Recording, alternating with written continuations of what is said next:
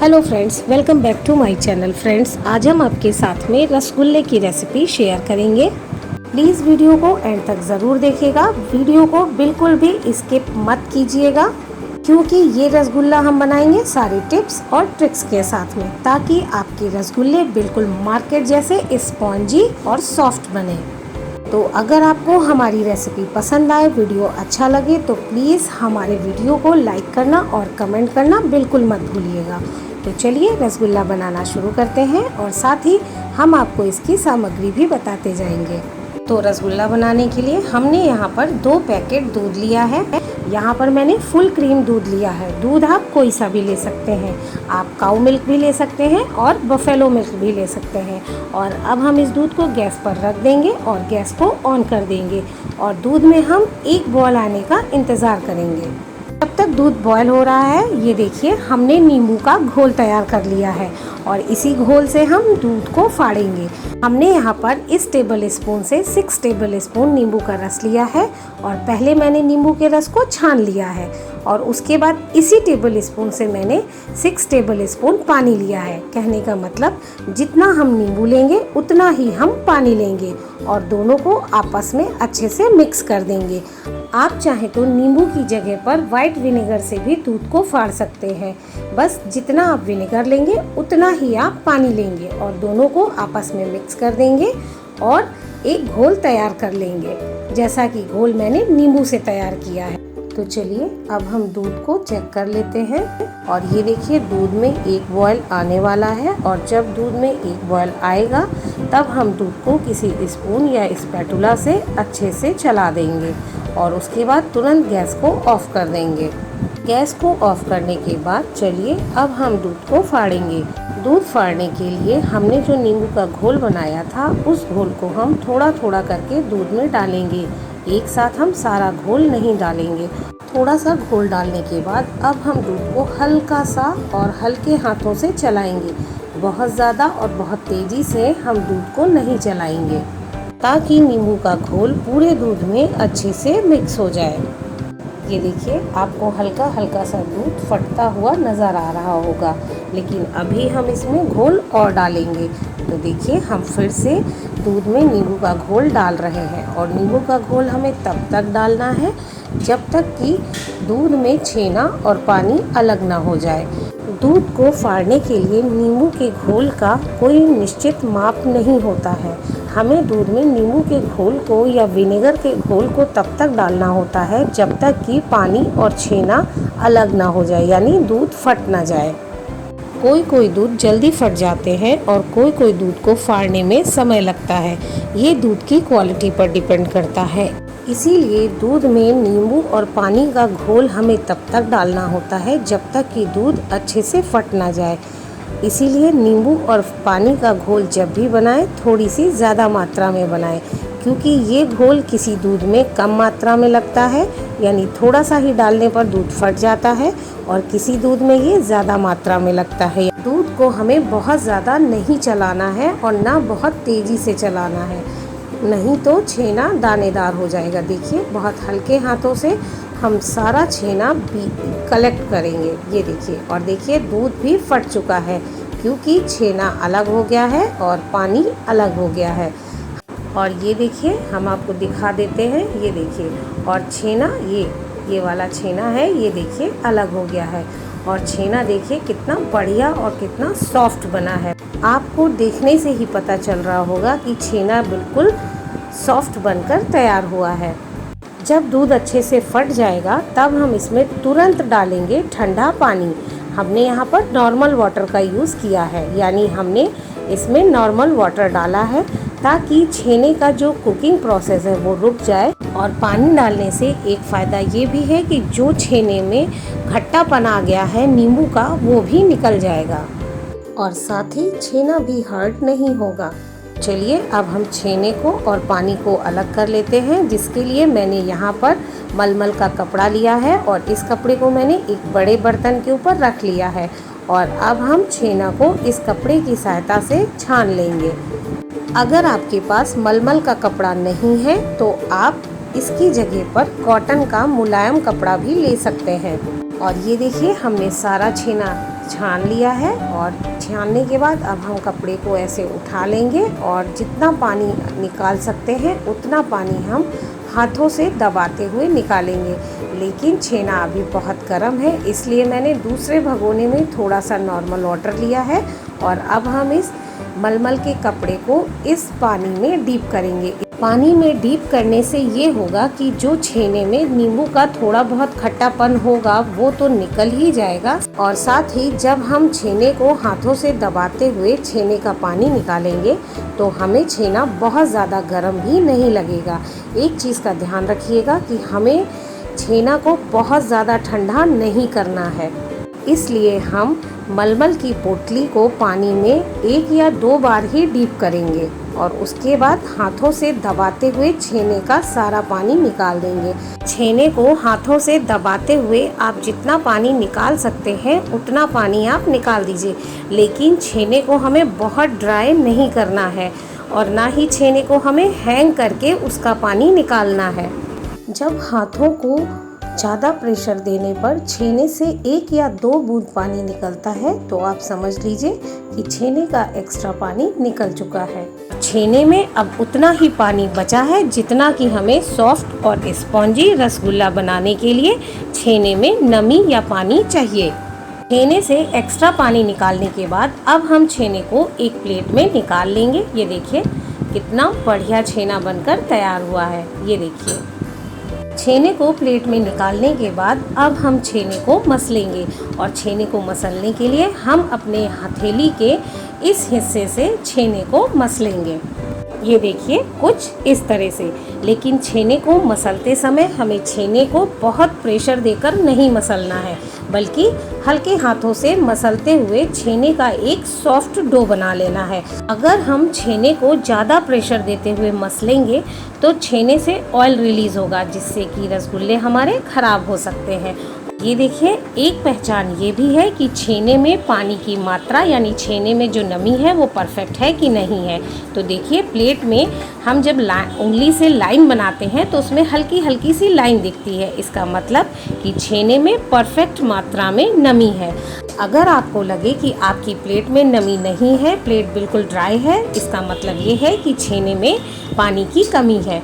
तो आप 1 या 2 टेबल स्पून ज़रूरत के अनुसार छेने में पानी मिला सकते हैं। ये देखिए हमने छेने का एक सॉफ्ट डो बनाकर तैयार कर लिया है और ये देखिए साथ ही हमारे हाथों में भी आपको कोई ऑयल नज़र नहीं आ रहा होगा। इसका मतलब ये है कि छेने ने ऑयल रिलीज़ नहीं किया है, क्योंकि हमने छेने को बहुत हल्के हाथों से मसला था, इसलिए छेने ने ऑयल रिलीज़ नहीं किया है। तो चलिए अब हम चेक कर लेते हैं कि जो हमने छेने का डो बनाया है वो परफेक्ट बना है कि नहीं। इसके लिए हम डो से थोड़ा सा छेना लेकर एक बॉल बनाएंगे और बॉल को हम बहुत हल्के हाथों से बनाएंगे और देखिए बॉल में अगर एक भी क्रैक्स नहीं आ रहे हैं तो इसका मतलब ये है कि जो हमने छेने का डो बनाया है वो बिल्कुल परफेक्ट बना है। और अगर छेने की बॉल में क्रैक्स आ रहे हैं तो इसका मतलब ये है कि जो हमने छेने का डो बनाया है वो अभी परफेक्ट नहीं है। अभी छेने के डो को हमें थोड़ा सा और मसलना है और हमने यहाँ पर छेना को कम से कम 5 से 7 मिनट हल्के हाथों से मसला है। छेना का डो बनाने के बाद अब हम डो को किसी गीले कपड़े से ढक कर रख देंगे और अब हम रसगुल्ले के लिए चाशनी बनाएंगे। चाशनी बनाने के लिए मैंने यहाँ एक कढ़ाई ली है और इस कढ़ाई में हम डालेंगे 1 कप चीनी। जितना हम दूध लेंगे उतनी ही हम चीनी लेंगे। चीनी लेने के बाद अब हम इसमें डालेंगे पानी और पानी हम इसमें लगभग चीनी का 4 से 5 गुना पानी डालेंगे, यानी जितनी हम चीनी लेंगे उसका 4 से 5 गुना पानी हम इसमें डालेंगे, क्योंकि रसगुल्ले की जो चाशनी होती है वो बहुत पतली बनाई जाती है। और ये देखिए हमने यहाँ पर लगभग 3 कप पानी डाला है, बाकी पानी हम बाद में डालेंगे। तो चलिए अब हम इस कढ़ाई को गैस पे रख देते हैं और गैस को ऑन कर देते हैं। ये देखिए हमने कढ़ाई को गैस पे रख दिया है और गैस को ऑन कर दिया है और अब हम चीनी के घुलने तक का इंतज़ार करेंगे। हमें 1 तार या 2 तार की चाशनी नहीं बनानी है, सिर्फ हमें चीनी के घुलने तक का इंतज़ार करना है और जब चीनी घुल जाएगी तब हम चाशनी को 5 से 7 मिनट और पका लेंगे, यानी चाशनी हल्की सी चिपचिपी हो जाए तब तक हम चाशनी को पकाएंगे। तो चलिए, जब तक चीनी घुल रही है, जो हमने छेने का डो बनाया था उससे हम छेने की बॉल बना लेते हैं, यानी रसगुल्ला बना लेते हैं। रसगुल्ला बनाने के लिए पहले हम डो को 2 भागों में बांट लेंगे, कुछ इस तरह से, और उसके बाद एक भाग को हम लंबा आकार देंगे। ये देखिए, जैसे हम ये लंबा आकार दे रहे हैं, इसी तरह हम डो के दूसरे भाग को भी लंबा आकार देंगे। और ये देखिए, हमने डो के दोनों भागों को सिलेंडर की तरह लंबा आकार दे दिया है, यानी लंबे आकार में लोइयों को हमने बना लिया है। और अब हम इन लंबी लोइयों को एक नाइफ की सहायता से बराबर भागों में कट कर लेंगे। ये देखिए, कुछ इस तरह से। जितना बड़ा रसगुल्ला आपको चाहिए, आप उतनी बड़ी लोई कट करेंगे। और ये देखिए, लंबी वाली लोई को कट करने के बाद अब हम एक छोटी वाली लोई उठाएंगे और हल्के हाथों से दबाते हुए उसकी बॉल बनाएंगे। ये देखिए, इस तरह से हम लोई को हल्के हाथों से दबाते हुए गोल गोल घुमाएंगे और लोई की एक बॉल बनाएंगे। और ये देखिए, हमने एक लोई का रसगुल्ला बनाकर तैयार कर लिया है, और देखिए कितना बढ़िया रसगुल्ला बना है। और अब हम इसे हाथों में ऐसे घुमाएंगे ताकि रसगुल्ला प्रॉपर गोल शेप में बन जाए। और एक चीज़ का ध्यान रखिएगा कि जब भी हम रसगुल्ला बनाएंगे तो रसगुल्ले में एक भी क्रैक्स नहीं होने चाहिए। अगर रसगुल्ले में क्रैक्स होंगे तो जब हम रसगुल्ले को चाशनी में पकाएंगे तो रसगुल्ला फट सकता है। इसी तरह हम सारे रसगुल्ले बना लेंगे। और ये देखिए, हमने सारे रसगुल्ले बनाकर तैयार कर लिए हैं। चलिए, अब हम चाशनी को भी चेक कर लेते हैं। लेकिन चाशनी को चेक करने से पहले हम इन रसगुल्लों को किसी गीले कपड़े से ढक करके रख देंगे ताकि रसगुल्ले ऊपर से ड्राई ना हो। और ये देखिए, चाशनी बनकर तैयार हो गई है और चाशनी में कहीं गंदगी भी नहीं है। अगर आपकी चाशनी में गंदगी है तो आप उसमें थोड़ा सा दूध डाल दीजिए। दूध डालने की वजह से चाशनी में जो गंदगी है वो ऊपर आ जाएगी, और उस गंदगी को आप किसी स्पून या स्पैटुला की सहायता से बाहर निकाल लीजिए। और ये देखिए, चाशनी में हल्की सी चिपचिपाहट भी आ गई है। हमें बहुत ज़्यादा चिपचिपाहट वाली चाशनी नहीं चाहिए। जब हल्की सी चिपचिपाहट आ जाए तो आप समझ लीजिए कि चाशनी बिल्कुल परफेक्ट बनी है। और अब हम इसमें से थोड़ी सी चाशनी एक बोल में निकाल लेंगे। और ये देखिए, हमने चाशनी को एक बोल में निकाल लिया है। और अब हम इस चाशनी में मिलाएंगे 3 से 4 बूंद केवड़ा एसेंस की। आप केवड़ा एसेंस की जगह पे रोज़ वाटर या इलायची का पाउडर भी डाल सकते हैं। और अब हम इस चाशनी को फ्रिज में रख देंगे ताकि चाशनी जल्दी से ठंडी हो जाए। और थोड़ी सी चाशनी एक बोल में निकालने के बाद अब हम इस बची हुई चाशनी में थोड़ा सा पानी ऐड करेंगे। हमने इस बची हुई चाशनी में लगभग 2 कप पानी ऐड किया है, क्योंकि इसी चाशनी में हम रसगुल्लों को पकाएंगे। और अगर चाशनी कम होगी तो रसगुल्ले गोल होने की बजाय चपटे बन जाएंगे, इसलिए चाशनी की मात्रा ज़्यादा होनी चाहिए। इसीलिए हमने बची हुई चाशनी में लगभग 2 कप पानी ऐड किया है। चलिए, अब हम इस चाशनी में भी एक अच्छा सा बॉयल आने देते हैं। और ये देखिए, चाशनी में एक अच्छा सा बॉयल आने लगा है। और अब हम इस चाशनी में डालेंगे जो हमने रसगुल्ले बनाए थे। चाशनी में रसगुल्ले डालते समय एक बात का ध्यान रखिएगा कि चाशनी में हम एक एक रसगुल्ला डालेंगे, एक साथ हम सारे रसगुल्ले नहीं डालेंगे। अगर एक साथ हम सारे रसगुल्ले डाल देंगे तो चाशनी में जो उबाल आ रही है, जो बॉयल है, वो ख़त्म हो जाएगा। और गैस की फ्लेम को हम हाई रखेंगे। हम यहाँ पर रसगुल्लों को हाई फ्लेम पर ही पकाएंगे। एक बात और, रसगुल्ला पकाते समय अगर चाशनी गाढ़ी होने लगे या चाशनी कम होने लगे तो आप उसमें थोड़ा थोड़ा करके गर्म पानी ऐड करते जाइएगा। चाशनी की मात्रा कम नहीं होनी चाहिए, नहीं तो रसगुल्ले चपटे बनेंगे। और दूसरी चीज़, चाशनी गाढ़ी हमें नहीं चाहिए, हमें पतली चाशनी चाहिए, बिना तार वाली। इसीलिए हम चाशनी को गाढ़ा नहीं होने देंगे और चाशनी में हम थोड़ा थोड़ा पानी ऐड करते जाएंगे। पतली चाशनी होने की वजह से रसगुल्ले चाशनी को आसानी से सोख कर लेंगे। तो चलिए, अब हम इन रसगुल्लों को ढक देते हैं। हम रसगुल्लों को इसलिए ढककर पका रहे हैं ताकि रसगुल्लों के ऊपर छोटे छोटे बबल्स के रूप में एक झाग बन जाए। ये देखिए, अगर आपको दिख रहा हो तो ये देखिए, रसगुल्लों के ऊपर एक झाग सा बन गया है, जिसकी वजह से रसगुल्ले झाग से ढक गए हैं। और झाग बनने की वजह से रसगुल्ले ऊपर की तरफ से भी अच्छे से कुक हो जाएंगे। और एक बात, जो हमने ये लिड लगाई है, इस लिड में ये देखिए स्टीम निकलने के लिए जगह बनाई गई है। अगर आपके पास ऐसी लिड नहीं है तो आप कढ़ाई को किसी प्लेट या थाली से भी ढक सकते हैं। लेकिन प्लेट या थाली से जब भी कढ़ाई को ढकें तो कढ़ाई को पूरा ना ढकें, बल्कि हल्का सा कढ़ाई को खुला रहने दें ताकि स्टीम बाहर निकल सके। अगर आप कढ़ाई को गलती से पूरा ढक देंगे तो चाशनी कढ़ाई से बाहर आ जाएगी। अगर आप हलवाइयों की तरह रसगुल्लों को बिना ढके पकाना चाहते हैं तो आप रसगुल्लों में रीठे का पानी यूज़ कर सकते हैं, जो कि हलवाई करते हैं। लेकिन अगर आपके पास रीठा नहीं है तो आप 1 चम्मच मैदा ले लीजिए और उसे पानी में घोल लीजिए और एक पतला घोल बना लीजिए। और उस मैदे वाले घोल को 1 या 2 चम्मच कढ़ाई के बीच में डालिए। कढ़ाई के किनारों पर हमें घोल नहीं डालना है, बीच में डालिए। और थोड़ी ही देर बाद आप देखेंगे कि चाशनी में झाग बनने लगा है, यानी चाशनी में उफान आने लगा है। और अगर आपके पास रीठा है तो आप 2-3 रीठे को ले लीजिए और उसे तोड़कर उसका बीज निकाल दीजिए। और उसके बाद रीठे को 2 घंटे के लिए पानी में भिगो दीजिए। और उसके बाद आप रीठे वाला पानी 1 या आधा चम्मच ही कढ़ाई के बीच में डालिए, क्योंकि अगर आपने रीठे का पानी ज़्यादा डाल दिया तो रसगुल्लों का टेस्ट खराब हो जाएगा, यानी रसगुल्ले कड़वे हो जाएंगे।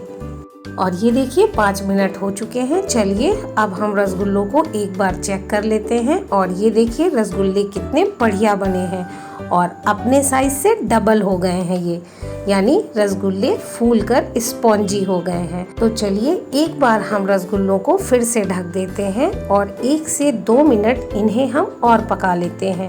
रसगुल्लों को हमें हाई फ्लेम पर ही पकाना है। और ये देखिए 2 मिनट हो चुके हैं। चलिए हम फिर से रसगुल्लों को चेक कर लेते हैं। और ये देखिए कितने बढ़िया रसगुल्ले बनकर तैयार हुए हैं। अब आप सोच रहे होंगे कि हमने चाशनी में बीच में पानी तो ऐड किया ही नहीं, क्योंकि हमने पहले ही पर्याप्त मात्रा में पानी डाल दिया था। हमें पानी बीच में डालने की ज़रूरत नहीं पड़ी। अगर बीच में पानी डालने की ज़रूरत पड़े, यानी चाशनी गाढ़ी होने लगे या चाशनी कम होने लगे, तभी हम रसगुल्लों में गर्म पानी ऐड करेंगे। और ये देखिए फाइनली रसगुल्ले अच्छे से पक गए हैं। अब हमें ये कैसे पता चले कि रसगुल्ले अच्छे से पक गए हैं, इसके 2 तरीके हैं। पहला तरीका ये है कि रसगुल्ले को देखने पर रसगुल्ले में हल्की हल्की सी लकीरें दिखने लगेंगी।